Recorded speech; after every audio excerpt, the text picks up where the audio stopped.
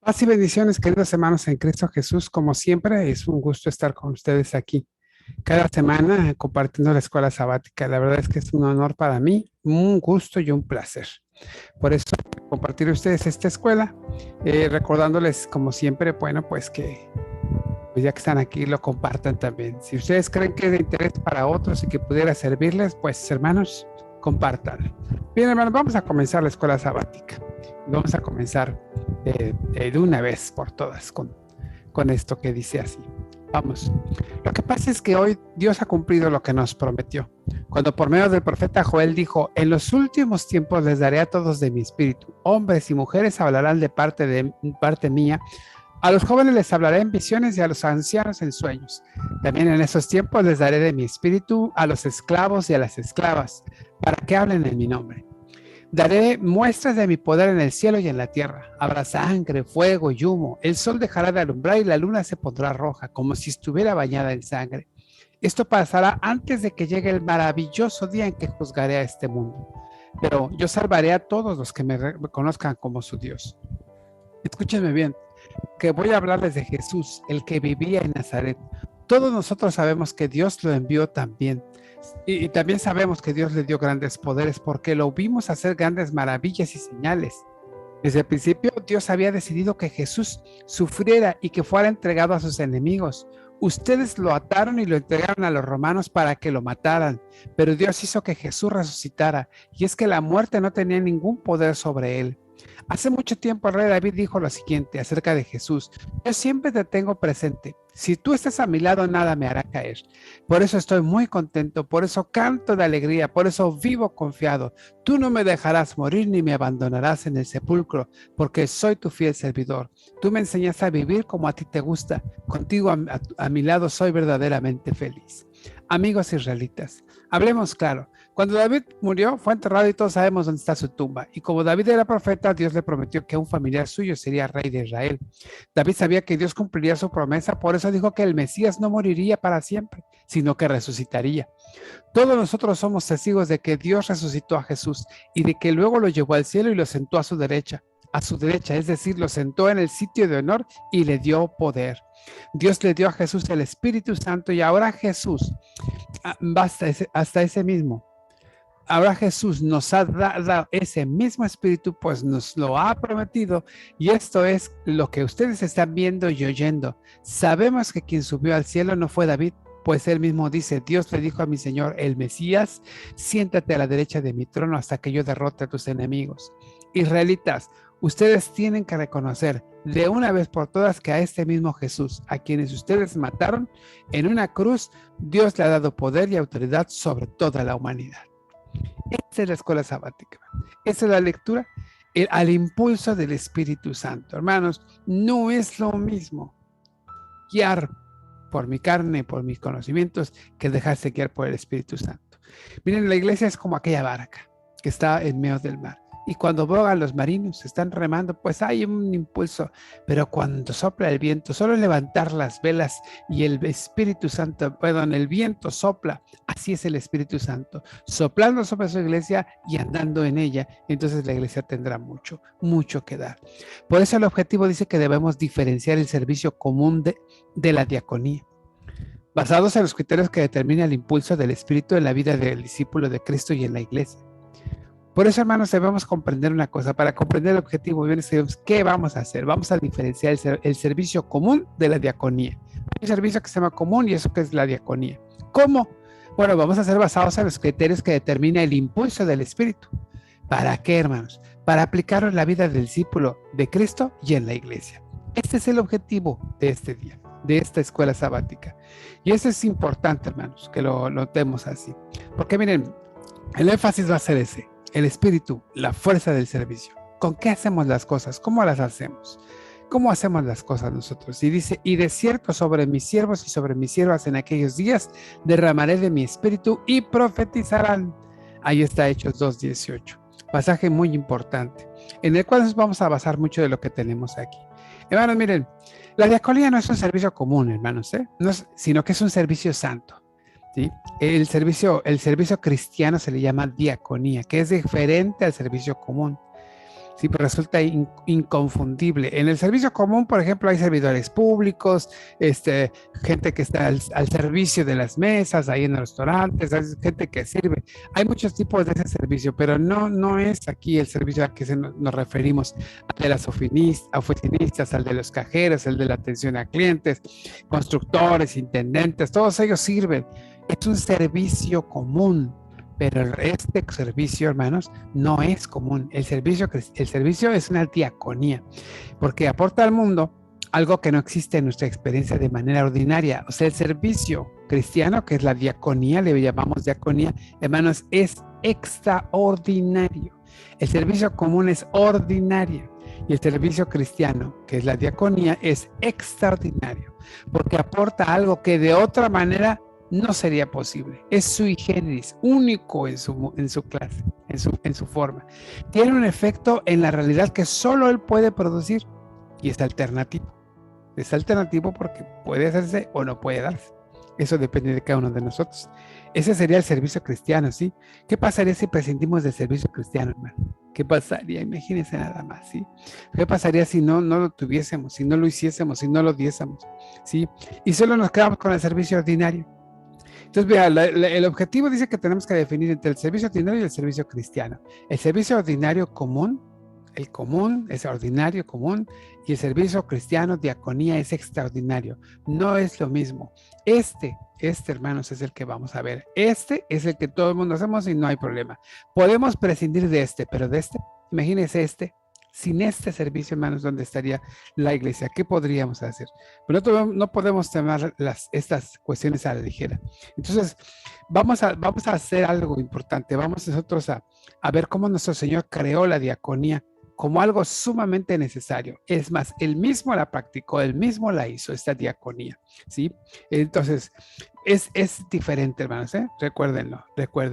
Por eso debemos darlo. Este impulso, este servicio es lo que hace que sea este servicio inconfundible, que sea así, porque es un servicio que bueno, lo hace prácticamente el Espíritu Santo, al impulso del Espíritu Santo. Bien, entonces, hermanos, miren,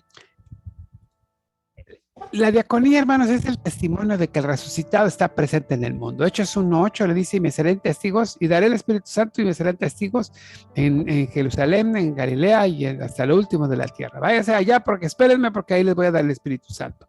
Todos sabemos que el Señor Jesús resucitó, y aunque ascendió a los cielos, continúa presente y activo entre nosotros. Ese día, imagínense nada más, están en el monte, Jesús se presenta, cumpliendo la promesa de Hechos 1:8. Espérenme allá, porque voy a ir para allá. Voy a ir. Ellos se van al monte, llegan al monte de los olivos, ¿sí? Allí donde estaba el huerto de Getsemaní, allí en el monte de los olivos se les da el Espíritu. Ahí se despiden del Señor y se empieza esta promesa ya de lo que es el Espíritu Santo. Allí. Entonces dice, van a hacerme testigos. Ahí se les da la promesa y en ese monte se les da la promesa. Y 40 días después, en el Pentecostés, ¡pum!, se cumple esto. El testimonio que damos, hermanos, los discípulos, es que Jesús resucitó y debido a ello está presente y activo entre nosotros. La pregunta, hermanos, que a veces nos hacemos y es esta: si nosotros hemos visto a Cristo. Nunca hemos visto a Cristo. No, nunca lo hemos visto. Entonces, ¿cómo sabemos que resucitó? ¿Cómo sabemos que está? ¿Cómo sabemos que es? Bueno, hermanos, por el testimonio de ellos. Nosotros creemos por fe, hermanos. Hacemos un acto de fe y creemos en nuestro corazón que Cristo sigue vivo. Las cosas que vemos, el testimonio de ellos, las cosas que vemos y la presencia del Espíritu Santo en nuestras vidas, hermanos, pues esas son las pruebas indubitables de que Cristo resucitó, y de eso damos testimonio, de eso somos testigos nosotros. Y ese testimonio en palabras va acompañado además, fíjense, de acciones de bondad y liberación que lo respaldan. Todos los apóstoles iban haciendo señales, prodigios, maravillas, y eso acompañaba su testimonio. No solamente el testimonio, sino además hacían cosas.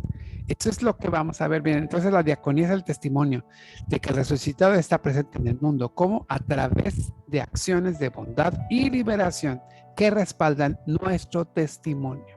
¿Sí? ¿Entendió? ¿Sí vamos comprendiendo el asunto?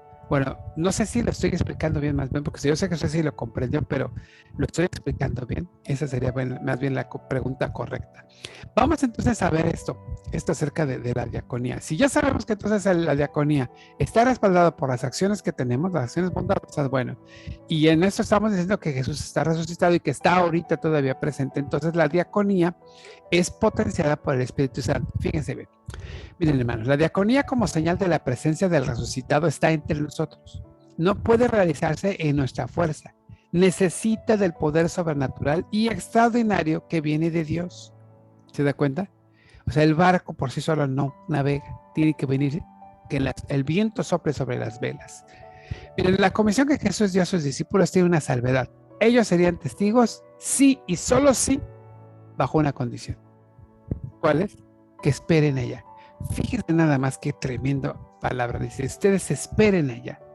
Espérenme ahí. Yo enviaré la promesa sobre vosotros, pero quédense en la ciudad de Jerusalén hasta que sean investidos de poder de lo alto.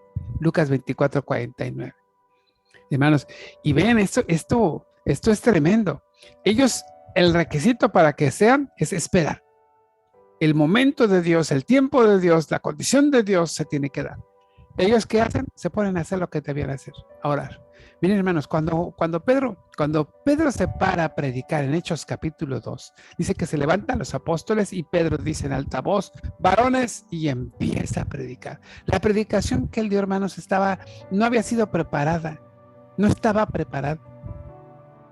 No había sentándose hace unas noches o días antes y haber escrito, voy a escribir este sermón porque va a ser la predicación que va a impactar a 3,000 personas en un día. No, hermanos, no. Él se levantó y lo dio, impulsado por el Espíritu Santo. Pero ¿sabe qué? ¿De qué hablaba, hermanos? No habla de otra cosa más que de lo que tenía en su corazón, de lo que había, del cúmulo de experiencias que había vivido con Jesucristo y con su relación con Dios. De eso se hablaba. Entonces él necesitaba capacitación, la traía ya. Tenía que hablar lo que sabía. El servicio, por lo tanto, hermanos, que él está haciendo, ese testimonio que está dando de Jesús, está plagado de todo aquello que él sabe que tiene y que puede hacer. Hermanos, en esa comisión que le da Jesús a estos, él tiene que esperar. Sabe mucho, tiene mucho que decir, pero espera para que entonces no sea en su carne, sino sea que, hermanos, bajo el impulso del Espíritu Santo. Entonces el servicio común que conocemos, ese no requiere de poder, hermanos, no requiere del poder de lo alto. Ese pertenece a nuestra realidad, a los de aquí abajo. Este otro no. ¿Ya vio la diferencia? ¿Está viendo las diferencias? Que hablábamos en el objetivo, ¿se acuerda? Que íbamos a ver que la diferencia del servicio común de la diaconía. Y el servicio común pues, no necesita de lo alto, pero el servicio de la diaconía sí. Necesitamos ese poder. Al igual que los apóstoles, ¿qué tendríamos que hacer? Sí, vamos a ser testigos, sí, y solo sí, bajo una condición. Espérense, tranquilos, ahí va, llénense del Espíritu. Eso es lo que vamos a trabajar hoy en esto. Entonces, hermanos, miren, la diaconía no se realiza bajo criterios propios, sino bajo la dirección del Espíritu. Miren, hermanos, la diaconía tiene carácter santo por su origen y propósito, por la fuerza extraordinaria que lo hace o que la hace posible. También porque es un servicio que se realiza bajo criterios, principios y fundamentos diferentes. Aquí, hermanos, cuando hablamos de este criterio, de estos criterios, cuando hablamos de esta diaconía que no se realiza bajo criterios propios, tenemos que entender, hermanos, que la cualidad del servicio cristiano se determina porque se basa en los criterios del reino de Dios. Y hermanos, y eso no sería posible si no son bajo la dirección del Espíritu Santo. Nuestros pensamientos no son los pensamientos de la gente. Los pensamientos de Dios y los nuestros son totalmente diferentes. Nuestros criterios, nuestros pensamientos, nuestras ideas, nada, hermanos. Nuestros criterios no son sus criterios, no son criterios de Él. ¿Sí? Ustedes pueden observar, por ejemplo, a Pedro, hermanos. Cuando Pedro está diciendo en el capítulo 16 del Evangelio de Mateo, una recordadita nada más para que lo veamos. Capítulo 16, verso perdón, 21, donde Jesús anuncia su muerte y entonces él empieza a declarar y Pedro le dice, lo toma aparte, le dice y le comienza a recomer y le dice, Señor, si tengo compasión de ti, de ninguna manera te suceda esto, ¿cómo crees? Y Jesús que le dice, Satanás, apártate, porque tú no tienes los propósitos de Dios, tienes los tuyos, no los de Dios. Entonces, vean ustedes a qué se maneja. Simón el Mago, ¿se acuerdan de Simón el Mago? Simón el Mago empieza a ver también ese asunto de, pues, yo quiero el Espíritu, yo quiero esto, y quiere manejar los otros porque él quiere hacerlo a su antojo y a su placer, quiere moverlo como él desea. Pero ¿qué le dice Pedro? Le dice Pedro, no, perezcas tú con tu dinero. No, no se puede ser. ¿Cuál es el asunto, hermanos? ¿Cuáles los criterios para ejercer la diaconía, el servicio cristiano, la diaconía, proceden de una fuerza santa? Son los criterios de Dios. ¿Para qué vino Jesús? Para dar buenas nuevas a los pobres, sanar a los quebrantados de corazón, pregonar libertad a los cautivos, dar vista a los ciegos, poner en libertad a los oprimidos, predicar el año agradable del Señor. Este es el criterio de la diaconía. Eso es lo que tenemos que hacer. Y lo hacemos en el impulso del Espíritu Santo. Miren, hermanos, hay mucha gente que ayuda a niños, pero sin el poder del Espíritu Santo es filantropía. Filántropos, amantes de los hombres. ¿Sí? Pero cuando lo hacemos en el poder del Espíritu Santo, hermano, es transformar vidas, hermano. Porque hay mucha gente que ha sido ayudada por otros y ni siquiera conocen a su benefactor. Y no ha impactado nada a su vida, solamente ya tuvieron y ya. Pero cuando impactan vidas, hermanos, cuando llegan a impactar vidas, entonces, hermanos, estamos hablando de algo totalmente diferente. Cuando son vidas que se cambian, incluso hasta el borde de la muerte. Hermanos, ese es el asunto. ¿Por qué? Porque tiene que cambiar, tiene que hacer, tiene que transformar. La diaconía da una forma a una humanidad nueva por el poder del Espíritu Santo, hermanos. La experiencia de la diaconía, hermanos, hace posible que surja una nueva humanidad. En esta nueva humanidad, las condiciones sociales, culturales, sexuales o de poder no son determinantes. No son, hermanos. Porque miren, para empezar, hermanos, miren, esto dice que se va a dar sobre toda carne. La realidad del Espíritu, quien reparte como Él quiere y no como nosotros, como lo pudiéramos tener estructurado en nuestra realidad. ¿A quiénes quisiéramos que le dé el Espíritu Santo? Pues a los de arriba, ¿no? Pues para qué. No, aquí dice que no. Aquí él se olvida de esas condiciones. No hay que si porque tiene dinero, pues Simón el Mago, no hay porque si sabe más. No hay porque si los criterios que él tiene son otros, no son tus criterios, no son nuestros criterios, no determina si conocemos, si tenemos, si hacemos, no lo determina, lo que lo determina es el Espíritu Santo. El Espíritu Santo se derrama y da dones sobre las gentes. Y esto más adelante en las escuelas sabáticas, más adelante vamos a estar viendo acerca de los dones. Incluso vamos a hacer un trabajito acerca de los dones, para que usted conozca y sepa más o menos cuál es su don. Pero usted, hermano, tiene que entender que esta no es conforme a la estructura de la realidad que tenemos ahora, sino conforme a la estructura de la realidad de Dios. ¿Sí? De la realidad de Dios. Entonces, ¿qué significa entonces que sea derramada sobre toda carne? Pues derramada sobre toda carne, hermanos, es decir, que a todos. Y aquí, hermanos, la diaconía entonces no es exclusiva de hombre, ni de una jerarquía ministerial, ministros, diáconos y obreros. No, hermanos. La diaconía es el servicio cristiano y ese servicio cristiano lo tenemos que hacer todos. No se confundan, hermanos. Algunos hermanos dicen, es que ya quieren hacer pastoras a las mujeres. No, hermanos, no. La diaconía es el servicio cristiano y por lo tanto en ese servicio cristiano tenemos que estar todos. Todos entramos ahí en el servicio cristiano. Eso es, hermanos, lo que tenemos ahí. Por eso dice que sobre toda carne. Entonces, ¿quiénes van a entrar? Todos. Jóvenes, niños, ancianos, mujeres, sexos, no importa, hombres, mujeres. Si tiene o no tiene dinero. Si tiene o no tiene conocimiento. No, todos entramos ahí. Todos estamos ahí. Por eso significa derramaré de mi espíritu sobre toda carne. Sobre toda carne. Y eso es lo que cambia la forma de ser. Cambia la forma de servir. ¿A quiénes incluye, hermanos, en el proyecto renovador de Dios? Usted dígamelo. ¿A quiénes incluye? A todos. Hombres, mujeres, pastores, diáconos, obreros, ministros, incluye a los congregantes, incluye a los niños, todos tienen que servir, hermanos. Todos tienen que servir. En la nueva humanidad lo que es realmente, lo que es relevante, hermanos, no es la condición social, sexual, de edad, económica o de autoridad que se tenga culturalmente. Lo determinante es ser transformado por el Espíritu de Dios en un instrumento al servicio de su reino. Hay un canto, hay una oración muy famosa que dice: hazme un instrumento de tu amor. Hazme un instrumento de tu amor. Nosotros cantábamos un himno hace muchos años, no sé si todavía estemos en los himnarios, que se usa mi vida. Sí, hay corazones a tu alrededor, etcétera. No recuerdo lo demás, pero hazme una fuente de bendiciones. Y entonces, hermanos, no pasa, pues nada más pasaba a ser un canto, pero hermanos, ahora tiene que ser una realidad. Entonces, lo que hacemos como servicio, hermanos, no tiene que ser ocasional, sino tiene que ser un estilo de vida. La diaconía es un estilo de vida. Recuérdelo, no es una jerarquía. Tenemos diáconos, pero no es una jerarquía. Ahora, las jerarquías no son para darnos poder o autoridad, sino son para darnos la oportunidad de servir. Entre más alto es, y entonces tendría que hacer más servicio. Es proporcionalmente inverso a la posición, es el servicio que hacemos. Entonces, ¿quién tiene que servir más? Si está obreros, diáconos y ministros, pues el ministro tiene que ser el que sirva más. Hermanos, entonces vemos nosotros que en ese sentido, si no determina nada de eso, entonces todos tenemos que ponernos a hacer servicio. Allá podemos ver 2 de Corintios 11 al 13 y 22 al 25. Sí, acerca de esto que es de ser instrumentos. Déjame dar una leidita rápida, 2 de Corintios capítulo 11. Y miren, estos pasajes son muy bellos. Así rapidito le voy a dar, que vamos a refrescar la memoria de lo que dice 2 de Corintios, 1 de Corintios, perdón.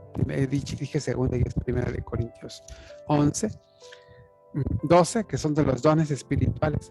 Los dones, habla de los dones. Y miren, acerca de los dones dice esto. Después de haber dado una lista de dones, dice: porque así como el cuerpo, pero todas estas cosas las hace uno y el mismo espíritu, repartiendo a cada uno en particular como él quiere. Porque así como el cuerpo es uno y tiene muchos miembros, pero todos los miembros del cuerpo, siendo muchos, son solo un cuerpo, así también en Cristo. Porque por un solo espíritu fuimos todos bautizados en un cuerpo, sean judíos, sean griegos, sean esclavos, sean libres, y todos se nos dio a beber de un mismo espíritu. Capítulo versos 22 y 25 de ahí mismo dicen así: antes bien los miembros del cuerpo que parecen más débiles son los más necesarios, ¿sí? Y aquellos del cuerpo que nos parecen menos dignos, a esos vestimos más dignamente, y lo que en nosotros son menos decorosos se tratan con más decoro. Fíjese, porque los que en otros son más decorosos no tienen necesidad, pero Dios ordenó el cuerpo dando más abundantemente honor al que le faltaba. Y para que no haya desaveniencia en el cuerpo, sino que los miembros todos se preocupen los unos por los otros. Qué interesante viendo esto. Entonces, mira cómo va en la transformación. Esto es lo que determina las condiciones y las relaciones en esta nueva realidad. Servir a los otros, al que menos tiene, al menos decoroso, al más humilde, servir al que menos recursos tiene, a ellos hay que servir. Al desamparado, al menesteroso. Para eso vino Cristo. Él nos mostró, lo vimos la semana pasada, ejemplo de este lado.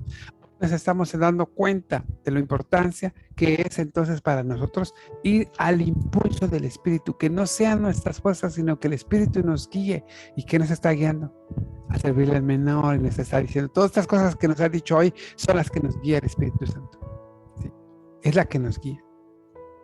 Entonces, hermanos, miren, vamos a ofrezcamos nuestra diaconía al impulso del Espíritu y no de nuestras iniciativas, valores y criterios. No, hermano. ¿Sí? Vamos nosotros a determinar con nuestro corazón para realizar una diaconía que no están dispuestos a hacer otros. Miren, hermanos, vamos a hacer un servicio inconfundible.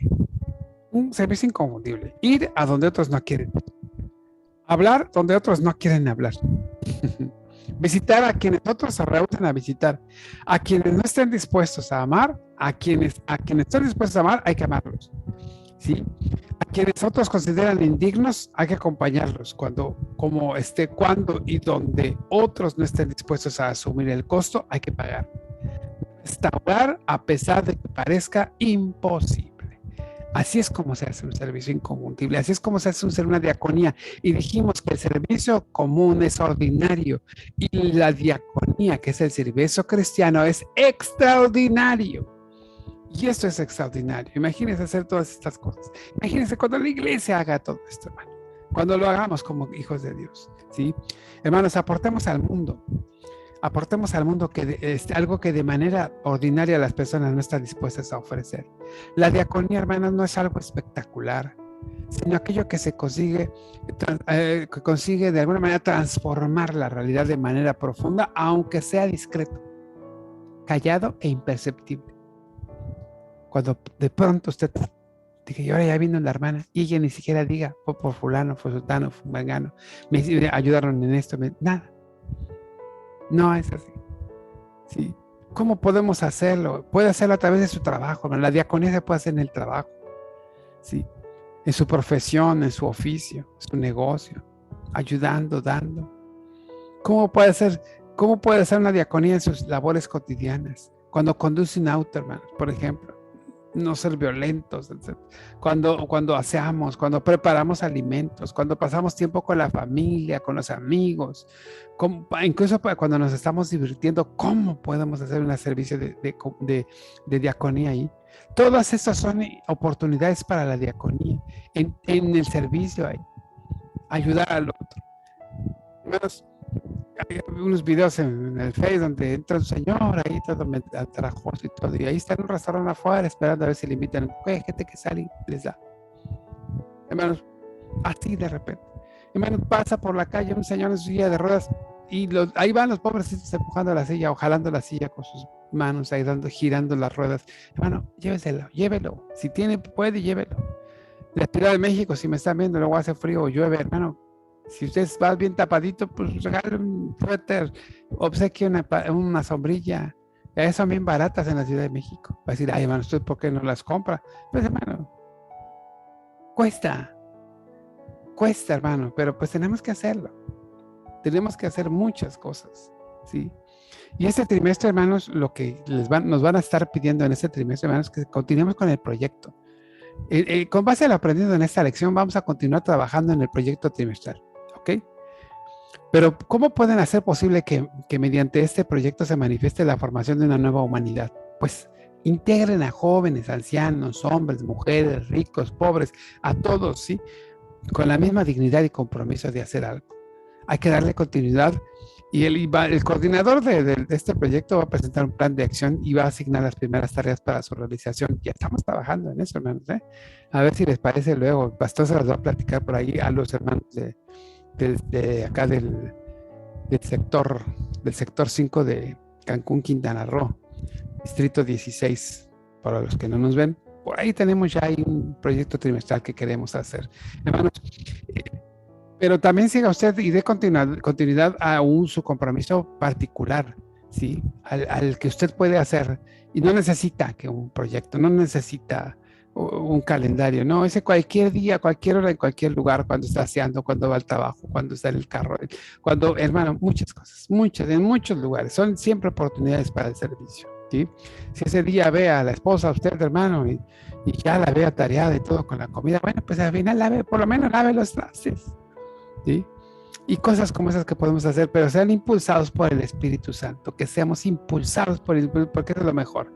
Miren, hermanos, el poder del Espíritu Santo de Dios nos impulsa para un servicio sobrenatural, pues va más allá de nuestras fuerzas y de nuestros paradigmas.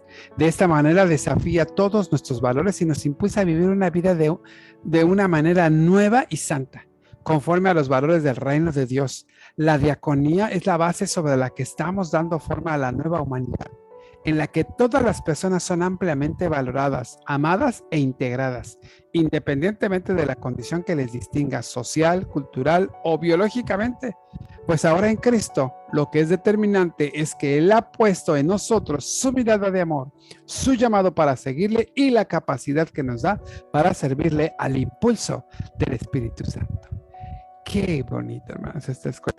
Ahora solo nos resta ir y hacer la diaconía. Vayamos y hagamos la diaconía. Muchas gracias. Una vez más, Gracias por permitirme compartir esta escuela sabática con usted que la está viendo. Gracias y espero que sea de bendición para su vida. Que el Señor le bendiga. Paz a ustedes.